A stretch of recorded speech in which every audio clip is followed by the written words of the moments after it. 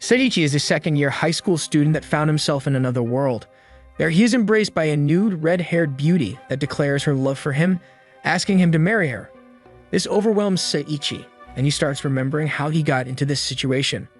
Back in our world, Seiichi was constantly bullied and disliked because of his appearance and body odor.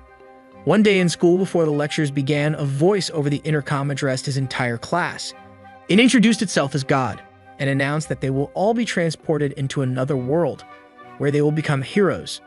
The god grants them some powers and suggests that they form groups for safety reasons. But Seiichi does not manage to get into any groups and ends up all on his own. Seeing that, God grants him some additional powers to help him out. After getting transported into the other world, Seiichi finds himself all on his own in an unknown location surrounded by a vast forest. After wandering around for days, he is desperate to find something to eat. Suddenly, he is bumped into by some creatures who do not pay him any mind and continue on their way. However, they leave behind a large fruit, which Seiichi identifies using the powers God gave him. It turns out that the fruit in question is a fruit of evolution. Even though it tastes horrible, Seiichi eats the fruit in order to sate his hunger. He hears a voice telling him that the effect of evolution will take place, but as nothing obvious happens, Seiichi continues to search for more food. On his search, he finds the creatures that bumped into him earlier. Some time passes and Seiichi ends up eating all of the fruits he stole from the monkeys, which keep improving his abilities. Suddenly, he is ambushed by one such monkey. The monkey is very strong and it defeats Seiichi with ease, but just as it is about to eat him, the monkey inhales Seiichi's body odor and dies. Thanks to the extra powers that God gave him, Seiichi is able to harvest all of the possible resources and gain all of the abilities that the monkey possessed. This triggers the evolution from the fruits he ate to manifest, changing his body, making him very charming and powering up his abilities to unbelievable levels. Checking his stats, Seiichi realizes he is only 1/10 of the way to complete his evolutions. 5 months pass and Seiichi has been wandering around the massive forest, using the knowledge he gains from defeating monsters to map out the area. At this point, he is almost finished with his evolutions, standing at 9 out of possible 10 stages of it.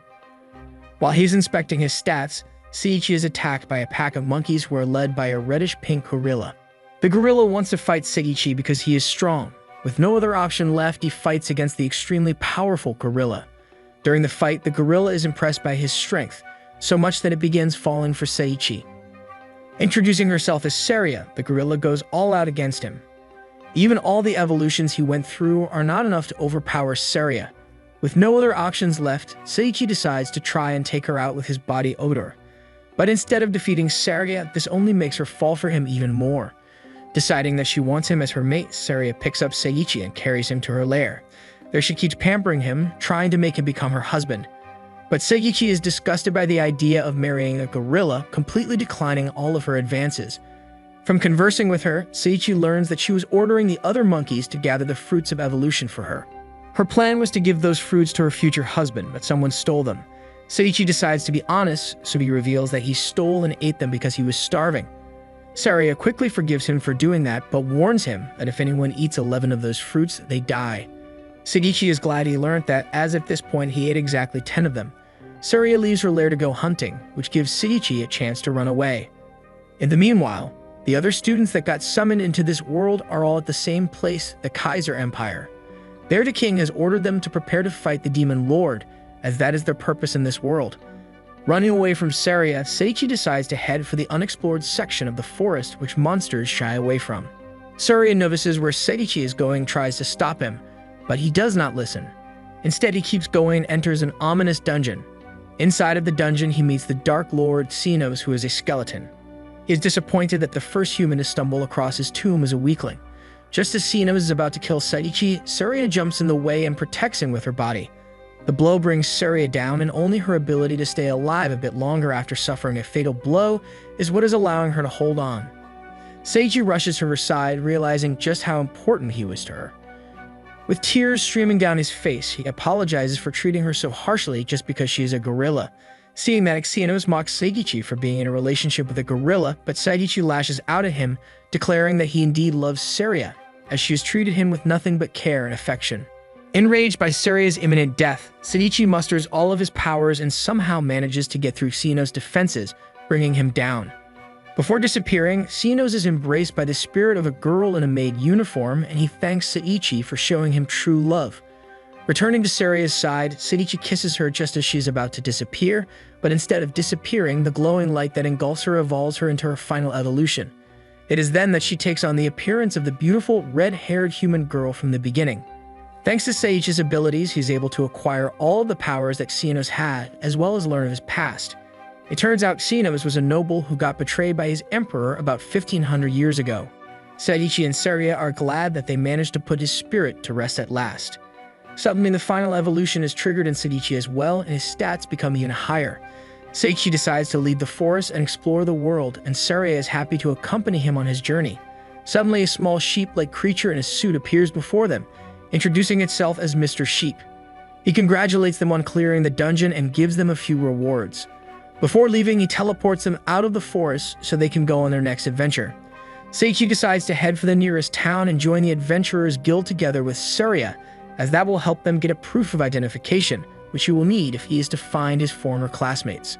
On their way towards the town, Seiichi defeats a strong slime. This triggers the gear they got from Mr. Sheep to level up together with them, changing appearance. Mr. Sheep explains through a message that the gear they got from him will keep growing with them. At the entrance to the town, they get stopped by the guard, Claude, who is shocked that they do not have a proof of identification already. But after checking if they are good or evil with the help of a magic tool, he is happy to let them into the town.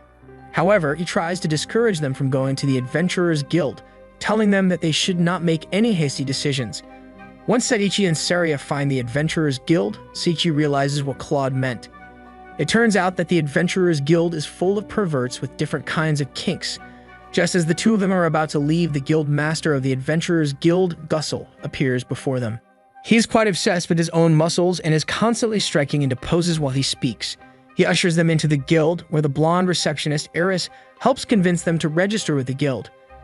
As soon as Seiichi signs them up with the guild, three strangely dressed individuals burst into the guild and take him outside.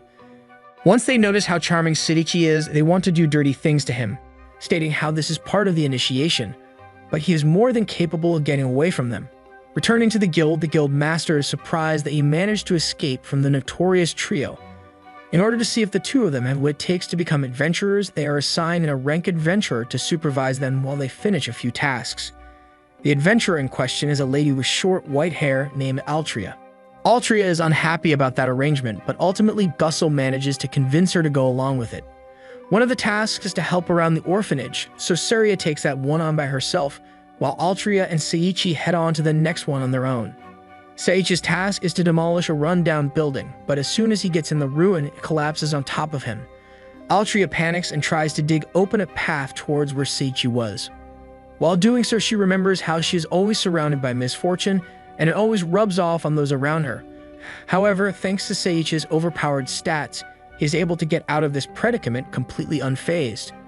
Altria is relieved, but she still scolds him for going ahead on his own and being reckless, stating how adventurers need to be able to sense danger if they want to survive.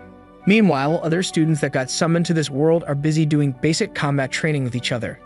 The commander in charge of their training, Zekia, wonders why they had to be summoned to participate in their war against the demons, explaining how they come from a peaceful world, and because of that, he does not want them to risk their lives for something that does not even involve them. With all of the tasks finished successfully, the guild master presents Seiichi and Saria with their reward, telling them to go rest for the day. Realizing that they do not have a place to stay, Altria invites them to stay at the same inn she is staying at, which they happily accept. The next day, Seiichi and Saria have to gather medicinal herbs to pass their next task. While Saria can easily find the herbs in question, Seiichi struggles as he is only able to find rare ingredients and not any of the common healing herbs. While doing his best to locate some, he happens upon three demons being up to no good in the nearby woods. They summon a troll to take out Seiichi, but after he successfully stops the troll's massive club with one hand and proceeds to shatter it, they decide it is better to leave him be, and they run away. Returning back to Altria without the medicinal herbs, but with even more rare ones, she decides to let him pass the task by handing him some of the herbs she collected in the meanwhile. The three demons return to their superior Leah, who is one of the captains of the Demon Lord's army. They explain that they set up teleportation traps all over the area where they were, which will bring any unsuspecting humans straight to the Black Dragon God's dungeon. While she likes what they did, she decides to punish them anyway because they acted without her orders. With only one test left, Altria brings Sedici and Saria to the field where they will have to battle against some slimes. But as they are about to fight, Altria realizes that the area is trapped with teleportation magic. Before they can find a way out of the magical minefield, Altria steps on one of the traps. The three of them suddenly find themselves deep inside the Black Dragon God's dungeon, and the Dragon God immediately senses their presence. Hey, thank you for staying all the way till the end. If you enjoyed the video, give it a like. It takes only a second, but it means everything to us. Have a great day and see you in the next video.